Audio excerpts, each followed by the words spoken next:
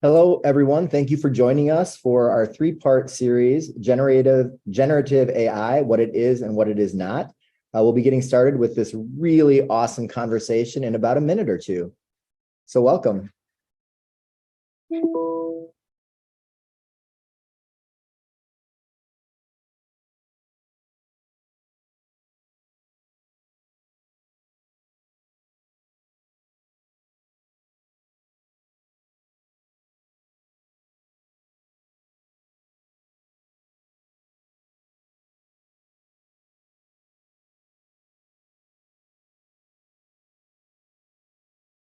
Good afternoon, everyone. Welcome to our three-part webinar series, Generative AI, What It Is and What It Is Not. We'll get started in just about a minute as we have a number of individuals who are continuing to join the call.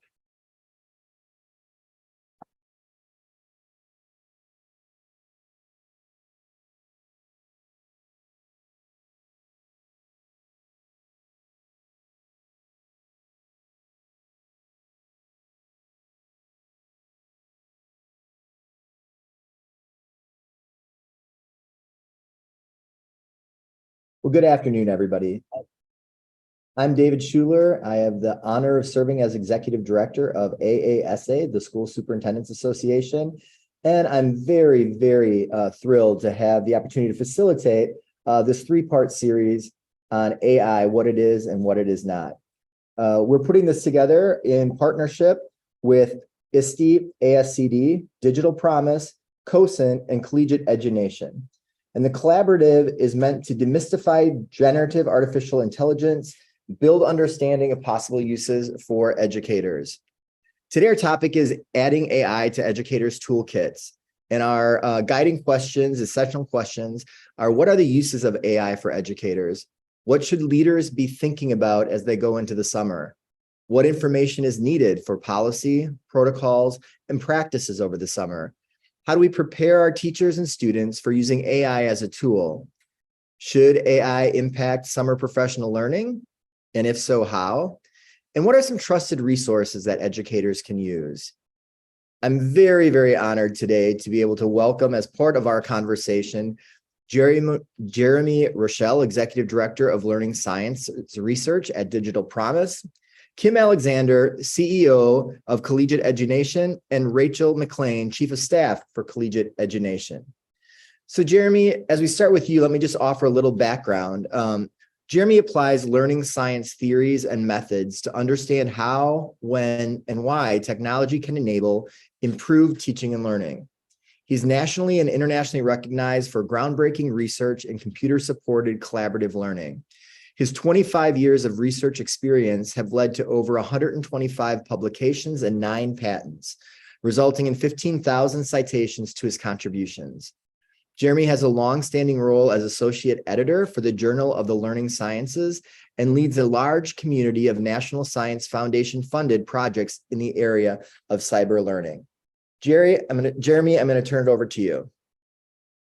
Well, thanks so much for that beautiful introduction. And I have to say, despite all that stuff, AI is changing so fast that we're all learners here. And so I look forward to sharing some thoughts with you and look forward to hearing what questions you have in the chat and elsewhere. Let me start my slides here.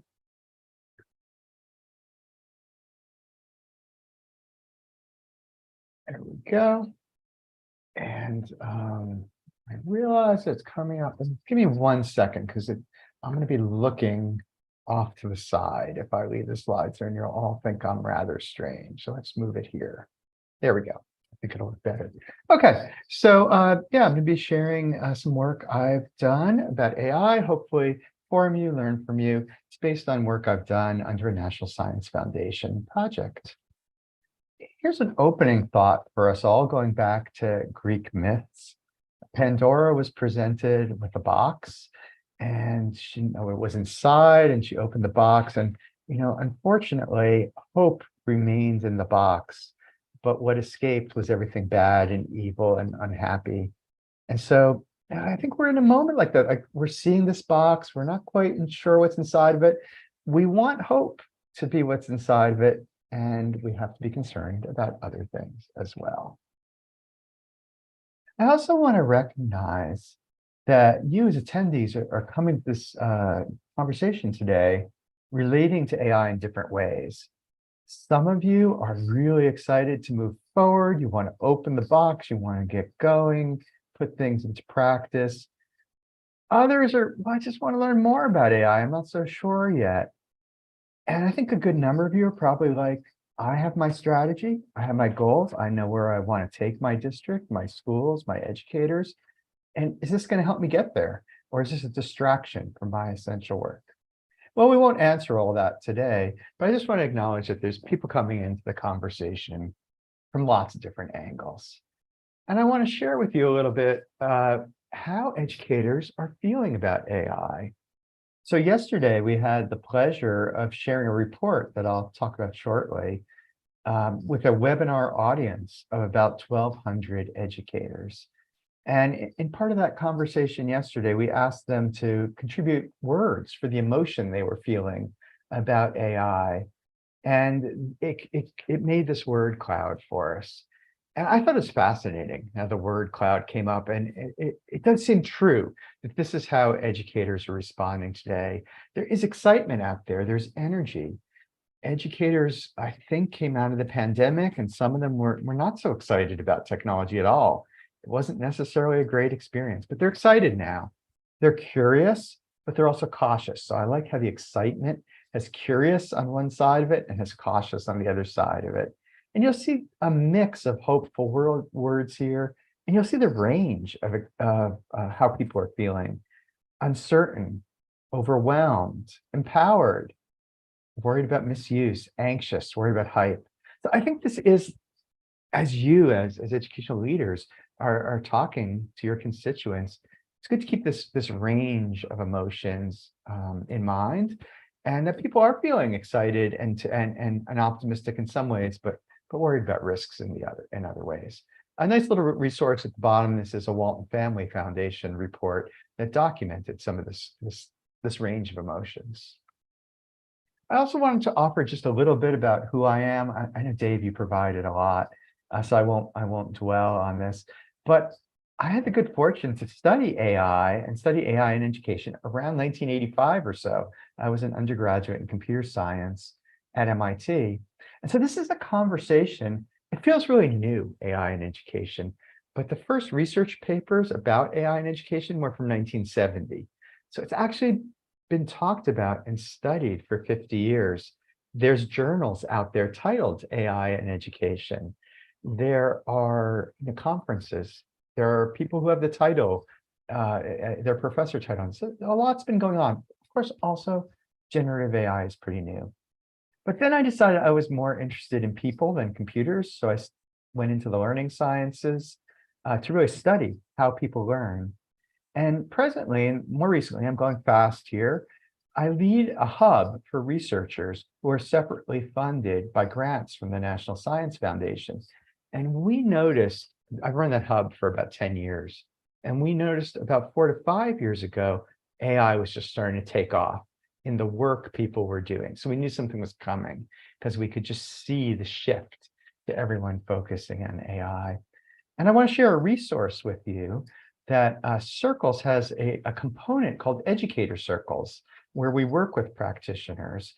And there's a lovely AI glossary there of AI terms. There's also a really nice collection of blogs there. That's in red. I mentioned the Engage AI Research Center I'm in, and we were talking just before this. Digital Promise runs a League of Innovative Schools. It has about 150 districts in it. And I've been leading the engagement with superintendents in the league around AI. So a lot going on there. I just wanted to give you a little background. And here's the main source I'll be talking from today. Many of you may have had a chance to look at this. It's a report released by the US Department of Education, AI and the Future of Teaching and Learning. I provided the link to where you can download it there. And if you go to that download, the report itself is pretty long, but there's also a core messages doc there, which is much shorter. So depending on how much time you have, you can read one, read the other, read both. And the report is quite thorough. Like I said, we had the pleasure of supporting the department to produce this report. So it includes research, but it's also really built on listening sessions. Last summer, we had 4 listening sessions. Over 750 educators came to those listening sessions, and they just gave us a breadth of information about how they were seeing AI. And this is before ChatGPT was even hitting the scene. And so we had a lot of public input into this. And it's both research, but it's also input from practice shape the report. So I'm going to be talking a lot about that today. And one way I want to start talking about it is to share this metaphor, which has caught people's imaginations, I believe. I'll read it to you. We envision a technology-enhanced future, more like an electric bike and less like robot vacuums. On an electric bike, the human's fully aware and fully in control, but their burden is less and their effort is multiplied by the support they get. So I currently live in Washington, D.C., and there are electric bikes that you can just rent on the street. And I really like riding the electric bikes because when I ride an electric bike, I'm in control. I get to steer. I get to decide where we're going, when we're going to slow down. But hey, I'm almost 60. I am 60 years old. It's a lot easier to have that support to help me go to where I want to go. Whereas the robot vacuums, you kind of set and forget, but you're not necessarily in charge. They're doing something while you're sleeping. And I worry more about that sort of analogy. Now, why do I start here? Because in talking to you as leaders, I think you set a big tone by how you approach this topic. Are you going into the language of substituting AI for people, which I think can cause a lot of worries? Teachers can worry about will they be replaced? Or are you leaning into this discourse of augmenting what people do, of supporting people, of enabling teachers to have more satisfying jobs and to do more for their students? And I think the e-bike analogy is just a great way to have that conversation. I also want to say that I'm not talking today just about ChatGPT, in part because we've had 50 years of this, and AI is more than the ability to generate text automatically, however striking that is. But we're also seeing advantages in accelerated things happening in things like natural language processing. In other words, talking to voice assistants. There's a lot in the area of automated planning and scheduling, which can be really important for school operations and in optimization. And in robotics, for example, and people working on social robots that interact with people to help students learn. And so I'm not going to go through each part of this, but in framing this report, we have to realize it's not just essay writing. It's not just essay writing. There are more advances coming our way, and they're coming our way in different parts. And actually, the underlying technologies are not all one thing. AI is really a collection of related advances, not just one specific company or one specific tool. So what is it? How can we say what it is? And again, I think this is kind of important. We struggled in listening to people to find the language that was least mystifying about what AI is. And as leaders, I think you have a chance to set that tone of, are we going to approach this in a mystifying way, or are we going to try to understand how this stuff works? And basically, we chose the language of associations and automations. By associations, we mean the way AI works, it takes a huge data set and it looks for patterns in the data. It can be an if this, then that pattern, like a causal pattern, or it can be a correlation. And it's just really sophisticated at noticing patterns, giving enough data. And on the other side, it can automate things. For example, writing text, but also making a lesson plan and all sorts of things, generating images. So it's the combination of associations and automations that is really new in what's going on with generative AI. And in some ways, there's not that much more to it. And by understanding that, we can understand the shifts that are occurring, and we can also understand the dangers. So the shifts are, most of our historic ed tech was about capturing data or letting us analyze data, giving us dashboards, but it didn't really make inferences about the data. And today's generative AI is suggesting patterns. It's recognizing patterns, and that's a step up. And the second thing is, while our prior ed tech helped us give access to instructional resources, for example, now there's a lot more of automating decisions about teaching and learning that's possible. Now you can see the risk go up when we go to these levels. When we can detect patterns automatically and make inferences, those patterns might be unfair or biased, and that could be worrisome. When we automate decisions, they could be bad decisions, but they could scale really rapidly. And we should be worried about that. That could cause bad effects.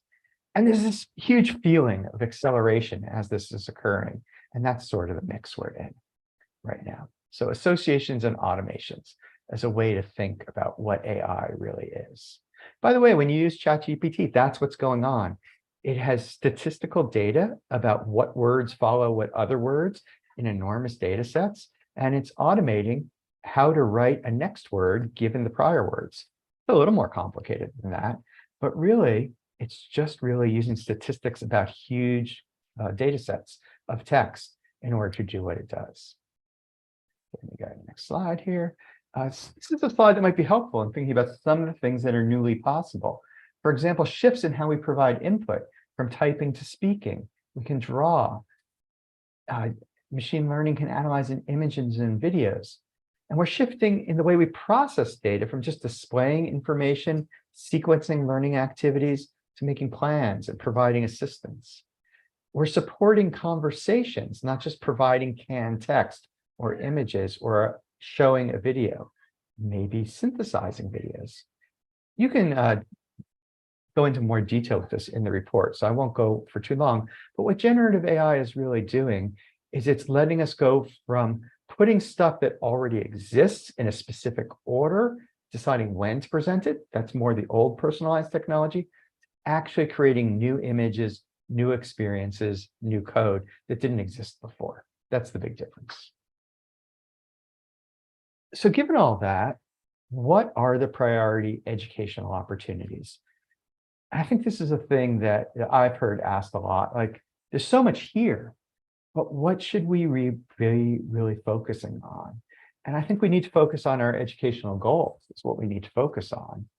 And so one that's just really become important, and we see it in the enthusiasm of the educators, is teachers have tough jobs, and they're using generative AI to save time and also to increase their focus on students. And further, they have a lot of creativity that they can apply better because of what the technology can do. Now, Rachel's going to give a bunch of stories, so I'm not going to go into huge detail, but I will share one that Christina Ishmael shared yesterday at our webinar, where an unfortunate thing happened and a student's parents died. And the school leader had a lot of things they had to do because of that. One of them was to write a letter, and those letters are really hard to write. And they decided to get a draft going using one of these tools and then refine it. And the cool thing was about that is the school reader reported that might have taken her 4 hours if she had to do that all herself. But instead, she did it more quickly and could actually drive out to visit with the student and really meet with the student and support their needs. So that's the kind of thing that I think we're looking at. Can we help save teachers time where it's less necessary, but let them refocus on students? Another key goal when we talk about students is, can we better address the variability that students have through these new modes of interacting, letting students speak if they can't type conveniently, or creating images if reading the text or listening to something isn't working for them? Can we be more adaptive to really the full range of learners? And the third area in the report, so it's teachers, students, and learner and assessments is the order I'm going in here, is we know assessments don't really measure everything that matters. So can we get closer to measuring what really matters? And can we create better feedback loops that provide information to students and information to teachers that help them help learning be better? And so anyway, these are, I think, three broad priority areas where it makes sense to think about applying these technologies. It's not going to get you down to the specific applications, but we do need to start with a combination of what are our educational priorities and where might this technology actually help us make a leap forward. And on the flip side, we just need to be cognizant of risks. And so I'm giving one example here.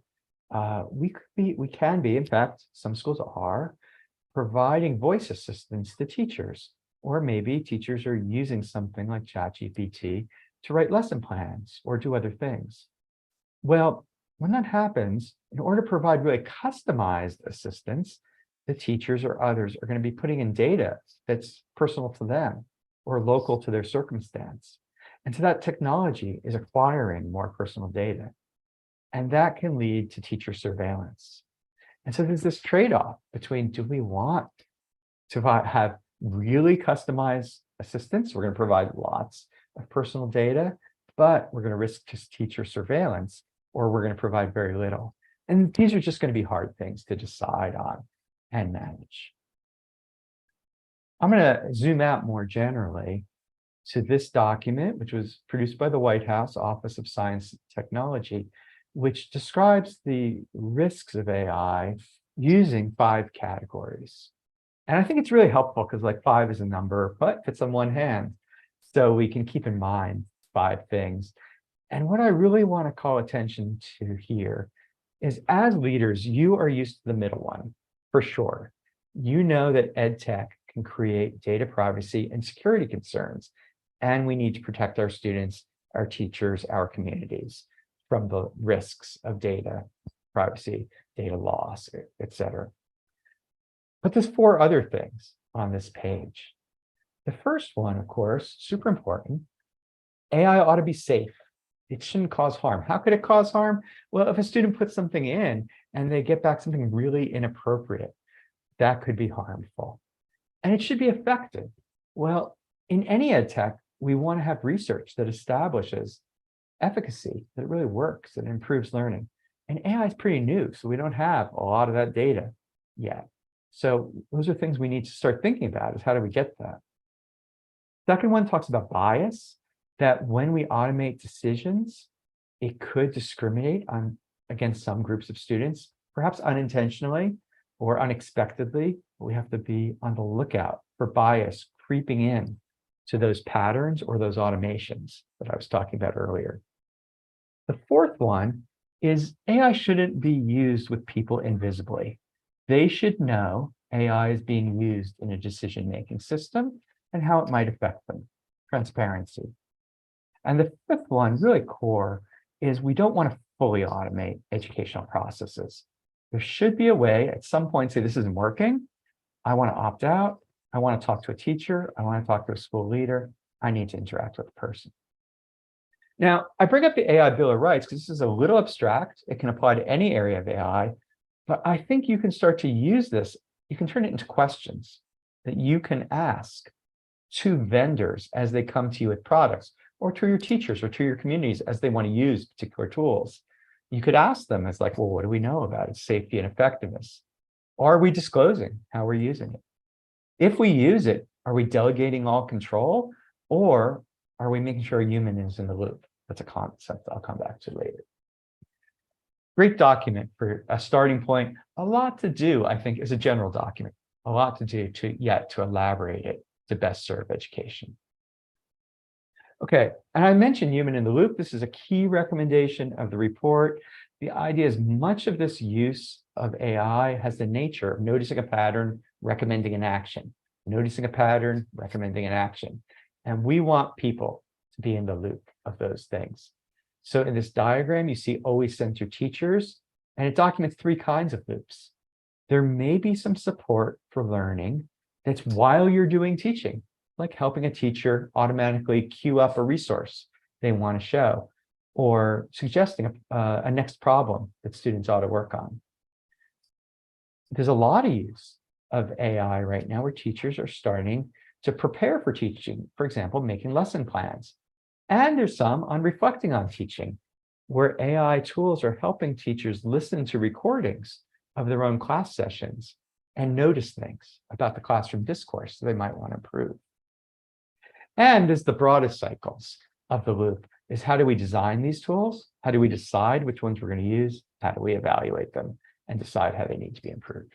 So we want humans in the loop of all of that. We want educators involved in all of that. So let me try to make that yet more specific for you. And this is less so in the report. Some of it draws on that report, but some of this is my thinking from the research I've done about things. And I'm just going to give you some look-fors as you think about uses of generative AI in your communities. And I'm going to go students, teachers, assessments. With students, one thing we saw with personalized learning is it often had an underlying deficit model. In other words, it would say, we're going to find what the student is having trouble with, what they don't know, what they're missing, and we're going to fill that pothole, and then they're going to get back on track. Well, deficit models have problems educationally, and AI is starting to have the capabilities to understand what assets students are bringing to the table and help us notice those capabilities. So, is it helping us lean into the asset side, or is it promulgating the deficit model? Is it helping us with the variability we actually see in our schools, or is it only branching on some very simple variables? For example, I've studied math products that are adaptive, and very often there's only two variables in there. And one of them is like, how did you do on the last three problems? Well, that's a very limited notion of learner variability. Do they let the teacher be in the loop? Again, really critical. For teachers, let's go to that. Is it going to save time for our teachers? When they save that time, is it helping them focus more on their learners? And when they focus on their learners, is it helping them take it to the next level? So let me give you a quick example of taking it to the next level. We have talked with a group of teachers. We've been working with a group of teachers that wants to integrate computer science learning experiences, computational thinking, into lesson plans for other subject matter. And they found that very hard to do. They found with ChatGPT, they could generate some starter lesson plans based on their own lesson plans that would start to get them going in the right direction. And then they hand edited and made those plans real. But that helped them get over a hump on a hard to attain goal, which is integrating computational thinking into, say, their math lesson plan. So is it helping us do that, or is it just making things incrementally better? And in assessment, are we measuring what matters? We're getting closer to that ideal. Is it helping us not only to get a measurement that we believe in, but to what degree? Like, I'm not a huge fan of the dashboards we've seen on many commercial products, because often it's really hard to figure out what to do on the basis of those dashboards. So is it really enabling us to be more adaptive, or is it just measuring stuff and giving us more numbers? These are some things I would want to look for and ask. More questions you could ask. This is based on the report. The graphic on the right, I'm not going to go through it all, but it's kind of a summary of each section of the report and the key concern that section of the report raised. And these are some recommendations from all that listening we did as to what the key questions ought to be as you think about choosing to use AI or not. You don't have to. The report argues very strongly that we don't want to be entranced by the mystique of the technology, by the magic. We want to start with reminding ourselves, what is our portrait of a graduate? What is our vision for learning? And is this in alignment to that? Does it protect privacy and security? We want to ask vendors, what data did you use when you created that AI model? And you want to be cautious. Did it include districts like ours, students like ours? Was that data set just found somewhere, or was it a really good fit to the problem they were trying to solve? You want to ask vendors, how are you guarding against bias? Because if anyone tells you there's no bias in their AI model, they are lying to you. All these models have biases in them because they're all based on historical data. So you want vendors who are aware of that problem and are doing something with it. How are educators involved in designing this? Does it make sense on the ground? How are humans in the loop when we use it? Or is it taking responsibility away from people? And what evidence do you have that it works? Now, my belief is that all the generative AI uses are super new, and now's not the time to rush into large adoption. It's the time for low stakes exploration, and that exploration should be about building capacity in school teams. It should be about developing guidelines and guardrails. It should be getting ready time. And you need exposure, you need practice, you need experience. But I would be very nervous about large scale adoption because these generative AI technologies are just so new. It's just very little time for real testing. And so I'm getting close to wrapping up here with my remarks. In fact, that is it. So bringing us back to the Pandora's box, Look, what I hope I've helped you with in the few minutes we've shared together is there's all kinds of things sitting in this box. But if we educate ourselves to ask some of the right questions, and if we bring our vision to it and not just like, hey, let's see what's in this. If we really drive it from our vision about where we're trying to go, I think this could be a really good thing, really worth pursuing. I'm with those educators who are excited about this. But what we don't want to do is just take this box someone handed to us, open up, and hey, let's see what happens. Therein lies a lot of difficulties. So thanks for your time today, and I'll turn it back over.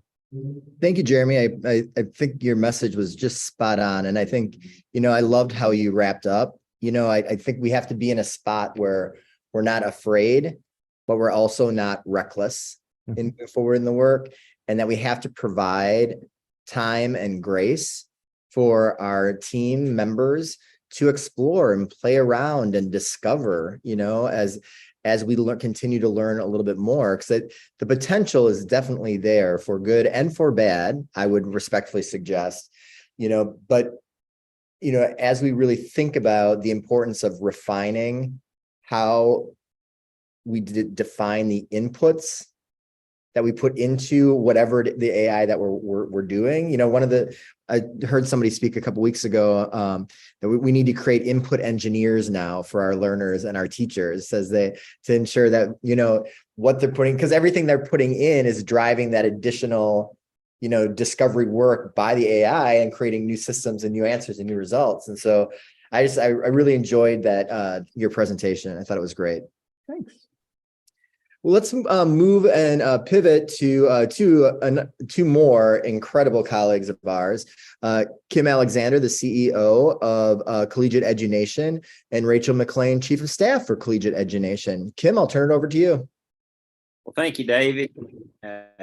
Appreciate the opportunity to discuss this, and it's a topic that I know about a minute's worth of, and then I'm going to turn it over to Dr. McLean to really get in the weeds, but I think these are historic education. Of course, our focus is on rural and helping small and rural schools align with tri-agency higher ed and workforce for increased post-secondary credential attainment. That's a mouthful. But the good news is I see where AI can have an even greater impact on rural and create more opportunities that have been diminished previously. And so, that's going to be a real game changer. The bad news is, being rural, we're often known as late adopters and the last ones to adopt new technology. And, the reality on AI, given its full potential for educators, it can literally become a deliverer of content. And, if you think about now the additional content that we have access to and content providers through AI, that's a real game changer. And so as we really think about that, what's the impact for teachers? And as the machine becomes the deliverer of content, I think it's going to free up a lot more time for teachers to do more meaningful things. Developing the interpersonal skills in students that a machine can never do, is obviously one of the greatest impacts or assets that it's going to bring to us. And so, just enabling students to be more engaged in quadrant D work now, like student-directed research and application of the content. And I just think it's going to be one of the greatest innovations we've ever seen. And with that, I'm going to turn it over to Dr. McLean to really talk about some ways that teachers can use this right away to their advantage to save time for more meaningful things to do in the classroom. Rachel? Hi, good afternoon. I jokingly said earlier this week as we were meeting together that the next 15 minutes will probably be one of the most low-tech aspects of this webinar series. But from a practical standpoint, these are the things that we are showing and sharing with our teachers and administrators across our network here in Texas.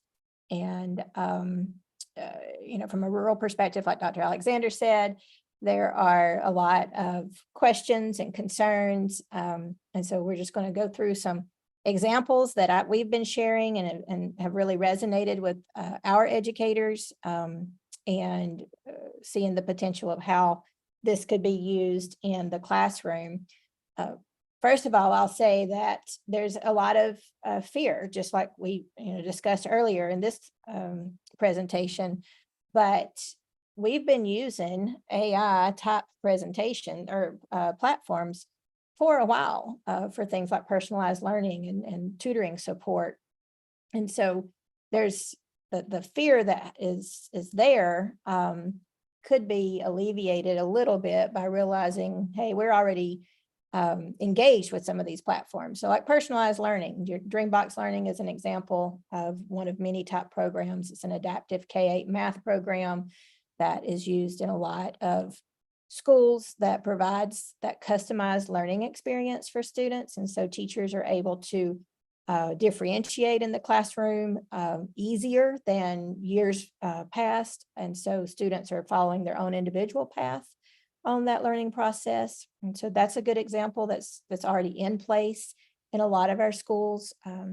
Tutoring systems and tutoring support.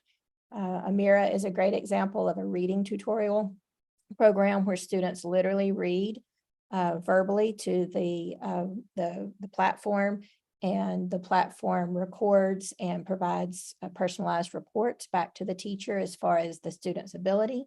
And so you think the years of running records and teachers sitting individually with students, that the time capacity that would be expanded using these type of platforms could be very beneficial.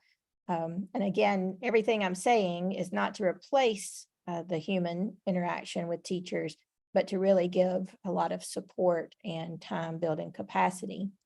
And then there's things like, how do we take data in large sets and analyze that? So we always talk about data-driven instruction and adjusting instruction based off of our data information. And I'm going to be popping in and out of this presentation really just to show examples of how this is being used. And I'm going to be using OpenAI as I move back and forth as a tool. It's a free tool. I'm going to be using the 3.5 version that's free to all folks. And so just as an example of something that we've been engaged in with one of our districts most recently, we've had a rural district that has asked for us to help guide some stakeholder conversations with SWOT analysis and then creating their mission and their vision and core values for the districts. And so this was all generated from face-to-face focus group conversations. So that was a lot of human interaction. And then we compiled it into one document. And so here I'm going to open ChatGTP. All jokes aside, this has been something that we've actually demonstrated for folks, is how do I even get to AI? What is that? I don't even know how to get to it. And so there's a lot of options, but openai.com, you create an account and sign up for that. I already have that account. And so when you sign up for the account, you have access to this, and this is what the platform looks like.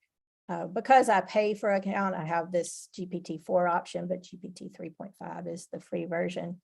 And so just as an example of how this interacts, I am going to do some typing, and then as I move later into the presentation, I have some pre-typed prompts, so you won't have to suffer through my typing ability. But if I am asking ChatGTP to review this information and share 3 themes from the data that would impact a mission and vision for a rural school district. So that's the prompt. Sometimes creating the prompts are the most challenging things with ChatGTP. And so here you can see that I've type that in. I pasted actually the data from that collection of information that we had. And here is the response that's coming from OpenAI. And so based on the provided data, here's 3 themes: community engagement, communication and collaboration, and addressing challenges and disparities. And so what if I wanted to take this now and say, what would be a potential vision statement for this district?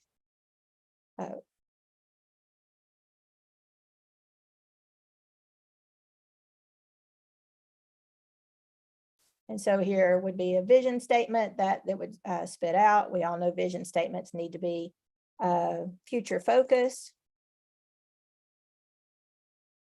and memorable.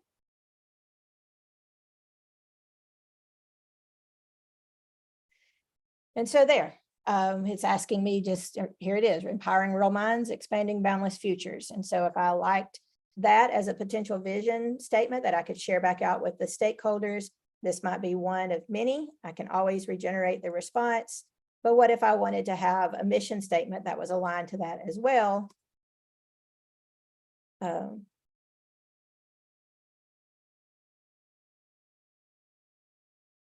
And so here would be a mission statement that we might consider.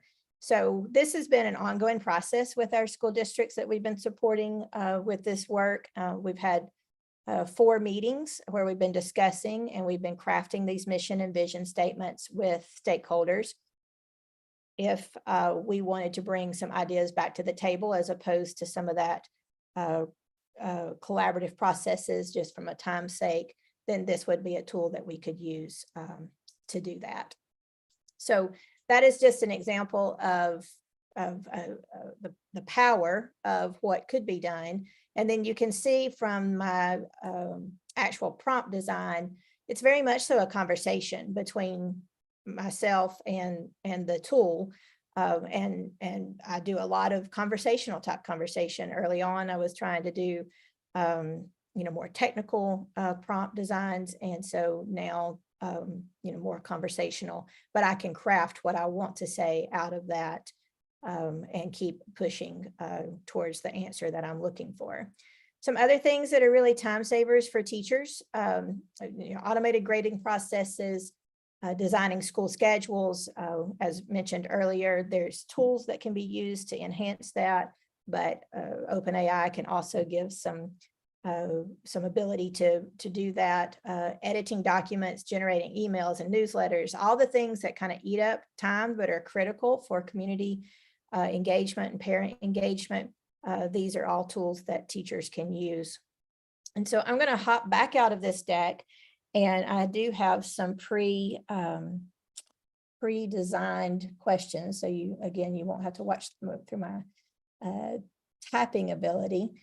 And so I am going to get to my my questions, my prompts, and I have a lot. This is a document that I share often and just collect different types of prompts as we come across those to show our faculty and our teachers. But we mentioned lesson planning. And so what would be a 60-minute lesson plan using a 3rd grade Texas version of Eureka Math? That's an instructional resource that's pretty common here in Texas, aligned to a very specific standard, TEKS 3.2. I did find out early on that you need to actually look at the wording of the TEKS. Sometimes OpenAI picks up other things or tends to have an ability to not make up or but it not be accurate in the state standard that you're wanting to align to. So I figured out that the actual standard is important. And in a way that incorporates lead forward strategies, another instructional tool that focuses on student engagement. And so here is the answer to the prompt. It gives all of the think, write, pair, share is your lead forward strategy. It's given the time minutes, it's given the extension activities. But what if the district uses a 5E lesson plan as the format? So you could also do that. If your district has a specific lesson plan template that is expected, you could copy that template and paste into the prompt and say, please review this template. It might give you feedback that you might not necessarily be wanting. But then you could do the exact same type of prompt and say, align it to this template that you reviewed, and it will spit back out the lesson plan accordingly. So what about grading? And you don't want to pay, an extra tool for grading.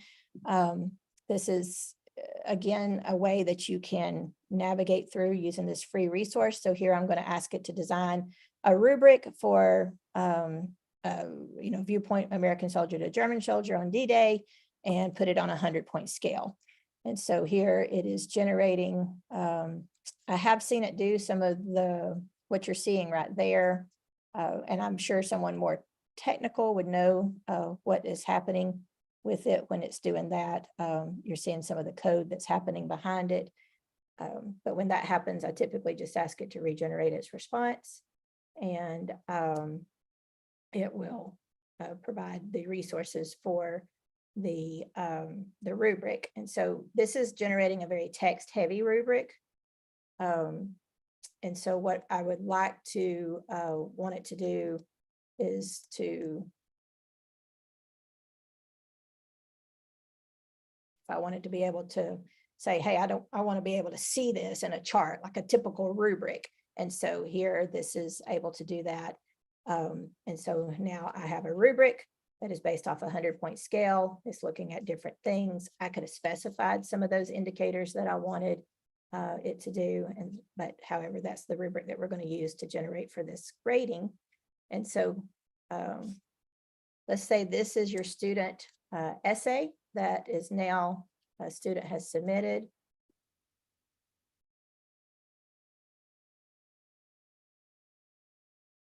Copy and paste.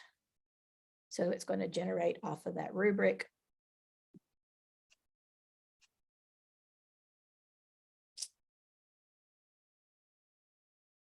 And so it's telling me that it's rating it proficient, basic, it's given a score out of 80 of 100. Obviously, you would not want to trust it by itself, but that would be a great example of human interaction of what it would need to do, from that standpoint. These are other examples of prompts that we have used in the past as demonstration. You want to create a chart for cooperative learning. It'll spit back out the chart, but let's say that you're a first grade teacher and you want to have, that on a first grade reading level. It can change anything. You can even ask it to say fun things like, generate this like Mark Twain would be writing it, or generate this like, Shakespeare would write it. And so it's very adaptive and kind of fun in that area, a good way to engage kids. This is one that I found most interesting. We do a lot of crosswalks between our high school courses and our community college partners for dual credit purposes, things that can tend to take a very long time to accurately crosswalk.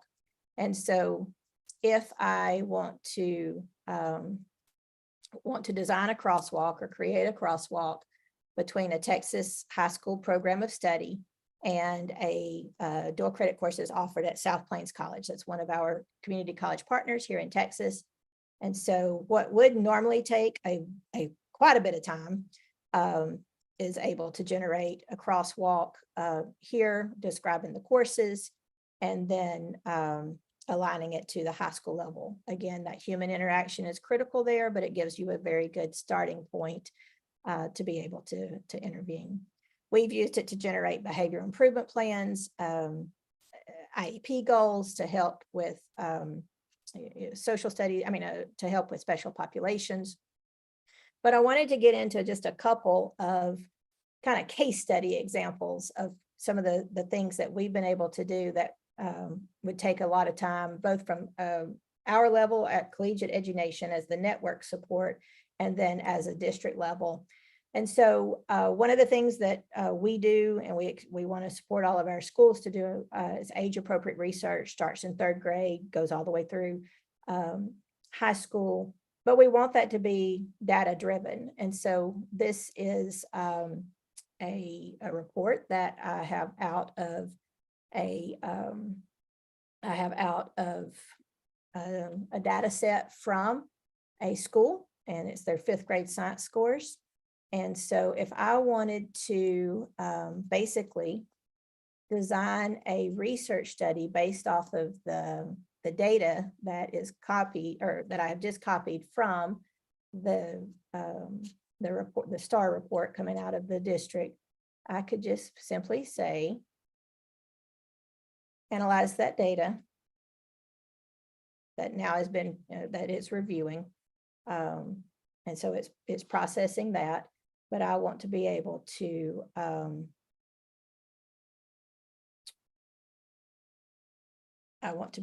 ask it to recommend standards that I should focus on to improve my 5th grade science instruction. And so I put it in backwards. I want it to analyze the data set that I put the data set in first, and then I ask it to analyze it. And so I'll see if it'll do better this way. So there, that's a good example of that prompt design that you have to be aware of and not have a fear of interacting with it. And so this is giving some standards. But let's say that we want to design this agricultural research project based in Roscoe, Texas. That's one of where our rural locations where our districts are located. And so I want to have an agricultural research project that is aligned for 3rd grade class, directly related to Roscoe, Texas, that would help improve scores related to this test data. And so it will pull resources that from different areas and be able to generate that research project typically a lot faster than what we're seeing here. So I'm going to ask it to regenerate that response. I have seen when there seems to be a lot of traffic on the OpenAI, that it does do what we're seeing now. It is a little shaky with a little time delay. But here it is. Rachel, I thought that only happens during webinars. Maybe that's it. But here it is, you're seeing this. Now we could, for time's sake, I won't go into this, but we could take this now and divide it into a cadence between August to say February. It will break that up. I can ask it for supply lists related to each of those. I can ask it for rubrics like you've already seen me demonstrate. And then instead of spending hours of looking at data, trying to figure out a research project, putting all of that on a school calendar, literally in 10 minutes or so, you can have a foundation for the teachers to use to build on. And so that's a very practical way that we have been using this to support our districts. And then another very practical way, another case study type example in Hamlin, one of our other districts, they have been using, been developing a PBIS program for their elementary campus, and they want to have expectations for their hallway, their bathroom, their classroom aligned to their Piper mascot. And so this is something that in years past would take a lot of brain power, collaboration, people disagreeing, wordsmithing. And so this, again, just gives you a great foundation so that you are sitting there for maybe 2 hours trying to hash through what would this look like. And so here in literally whatever that was, 15 seconds, OpenAI has spit back out, okay, these are hallway expectations that are aligned to the acronym of Piper, which is that school's mascot. And so the PBIS committee could take that and move forward with it and be able to be more productive and more intentional in their conversations rather than having that, hour and a half of time just getting to the point where they would be with this as a foundation for the start. So those are the practical uses some of the practical uses that we've found, probably hundreds. I could stay here and talk about this all day and use these examples, but those are just some of the more practical ways that we have been sharing with our rural school districts, things to do with OpenAI, free resource. And so those trying to alleviate some of the fear, but just as was indicated earlier, you cannot take the human aspect out of this. It is just a tool, just like anything else that we have in the classroom, and it needs to be used responsibly. Thanks, Rachel. I think that was great. And I think, as I was thinking back, Kim, when you first started talking about, my time working in a rural school district and just the learning abilities and the variance of that among students in a class, and AI having the potential to really create plans that would meet every student with where they're at, which would then allow that acceleration that you mentioned to just happen so much more effectively and efficiently, which would allow then that educator to be able to spend more time working with each child on that plan. Because we know if we can teach them in their proximal zone of development, it's going to be much easier for that learning acceleration to happen. And so I think that was a really, really powerful message that you shared. And Rachel, I really liked the ideas that you put in and actually showed us how it works. Because there still are a lot of colleagues that are nervous and anxious and are afraid they're going to break something, by putting the wrong question in. And I think, again, if we want to, the prompt design, I think, is the way you phrased it, the input engineer, we heard last week. That's what becomes so important, right? As we think about the work, what Jeremy was talking about earlier, if we're not cautious about what we put into something, what you get out may definitely be not what you were expecting to get out. And if you just take that as truth, that can be a problem. Yeah, one thing we know, David, from healthcare with the similar AI technologies is even though the healthcare provider is supposed to check the output of the AI system, they often defer to it. And so we just have to be careful, like if we submit a data analysis and we humans think that data analysis was wrong, that we don't say, well, it was AI, it's smarter than us, it has to be right. Yep. There's a human tendency there to defer to computers that we all have to be cautious about. And so we're gonna need training and education about some of these biases we have and some of the dangers.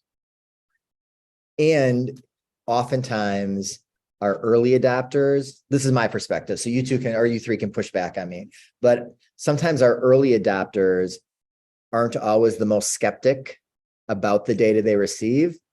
And some of our late adopters are the most skeptic and always looking for something that's not the output that they wanted. So it's going to be, Jeremy, to your point, it's going to be this really delicate threading of the needle conversation over time that we do need help in how we navigate that. I agree.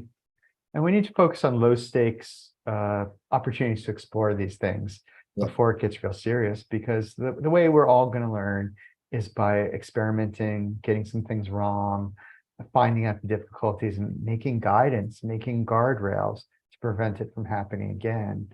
So we just don't want to dive too hard into the deep end of the swimming pool right off the bat. David, as an early adopter, I find it necessary to have someone always following close behind me to clean up the mess I make. Yep. We always had somebody on our team that was in charge of pausing us and saying, okay, are there any unintended consequences to moving forward in this work? Exactly.